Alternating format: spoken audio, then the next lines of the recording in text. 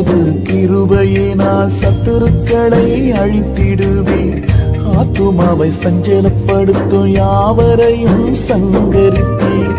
உமது கிருபையினால் சத்துருக்களை அழித்திடுவீர். ஆத்துமாவை சஞ்சலப்படுத்தும் யாவரையும் சங்கரித்தீர். உமது அடிமை நானையா, எனது தெய்வம் நீரையா.